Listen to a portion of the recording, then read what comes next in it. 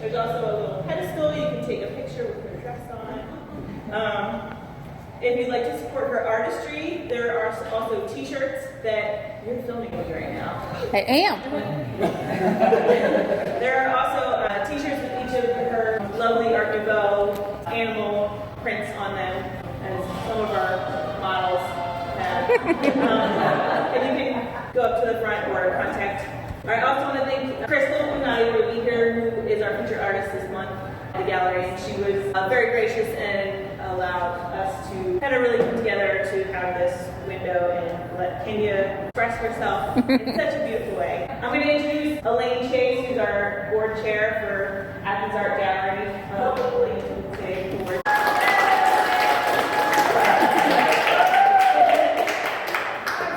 So pleased to meet to have all of you come tonight and to offer our facilities so that we can all get to know one another better. We've got a wonderful community, and as we get to know one another better, I'm sure that we can reach the stars. And there are artists in this group that aren't telling us that they can do art, and we would love to be able to talk to you about that and maybe work something out for the displays. There's one thing.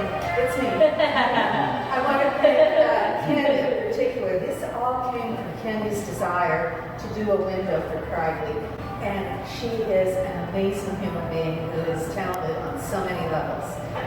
We're glad that she brought us into the 21st century. So thank you so much. Obviously, we have a lot of art here. This is a jury gallery, which means that people apply to have their art hung, and there's a committee that determines whether or not it fulfills our needs. So we like to sell art. If you see something you can't go home without, we'd be glad to help you out. Thank you for coming. I'd like to also,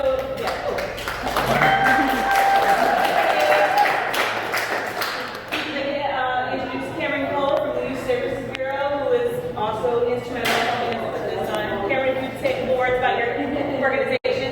Yes, so I'm with the Youth Service Bureau. I have been for about 2 years now.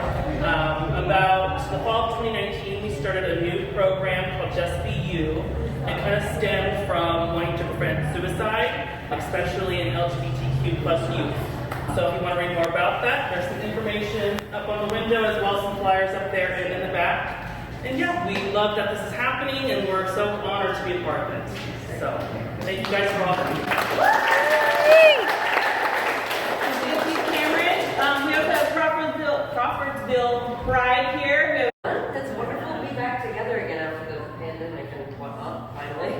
Crawfordsville Pride has been a thing since we started in, was it the end of 2019? Yeah, I thought so, yeah.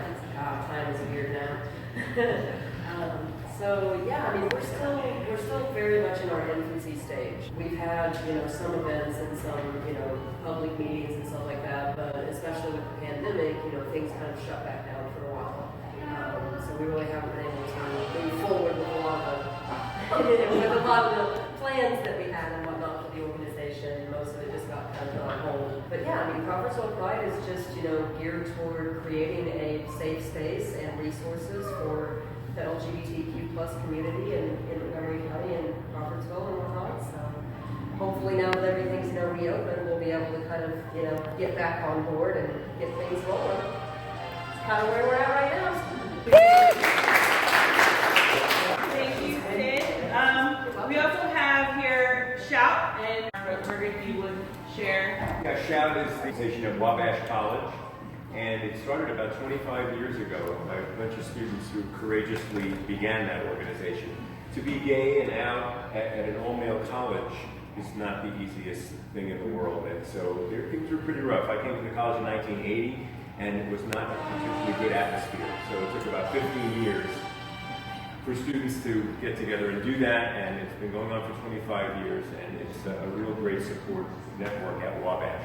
So if you're interested in the history, there's a podcast that just came out with two students who started Shout 25 years ago, and they talk about that, and plus there's a contemporary student talking about how things are different now than they were in the past. So if you just go to Wabash Podcasts, you can listen to that. It's really quite powerful. Thank you.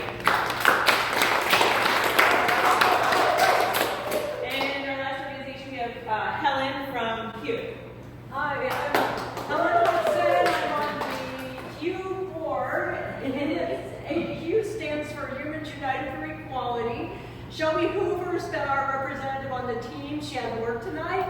She was not able to be with us.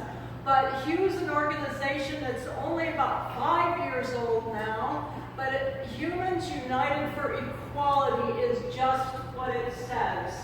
We formed at the time, there was a lot of problems in our town for a short period of time, and they have happily resolved quite quickly when kids were being bullied and told to go back to the countries they'd come from, and that's really what got Hugh started. But Hugh works with parents, works with the LGBTQ community, and the big project that Hugh has done now, this will be the 4th year and is known for, is Unity Festival. And Unity Fest this year will be September 18th down in Pike Place, and all you other organizations are so welcome to have a booth there. All you have to do is provide a learning activity for kids, right? That's what it takes to have a booth at Unity Fest. It's been remarkably successful. Of course, it didn't happen last year, but it will this year. So thank you all for coming, and we hope you will consider joining Hugh. In the window, maybe some of you saw, I saw a few of you reading, we have 4 placards there, posters, that tell about each of these 4 organizations that brought this together for the month and for this evening. So please have a look at those, and thanks again.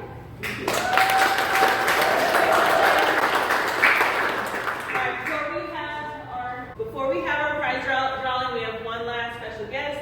Our mayor has been a proponent of progress and has worked to honor Crawfordsville and its history, as well as drive its evolution as a thriving city for our next generation.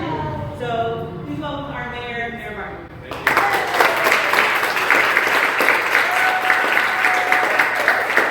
I'm going to sit. It's nice to see people. It's nice to have events and be able to go to things and do things. We had so much momentum going in this community when the pandemic started, and it was tough because everything just ground to a halt. But you know, there are so many groups, and we see that here tonight in this community, moving us forward and doing the right thing. And I just absolutely insist that we build a community that is welcoming and supportive to everyone. And if you listen to me much, you know that I talk about the need for modest growth in our community. We have to keep our young people here. We don't want them going off to other communities. We want them to go explore and come back. But we want young people in this community, and we need to attract new residents. And to do that, you have to be a welcoming and supportive community.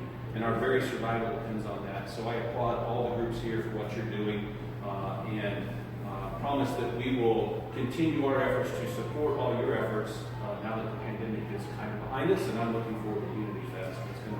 That's a good time. It was a good time the first year, and it's gotten better every year. So thank you very much for having me, and thank you for what you're doing.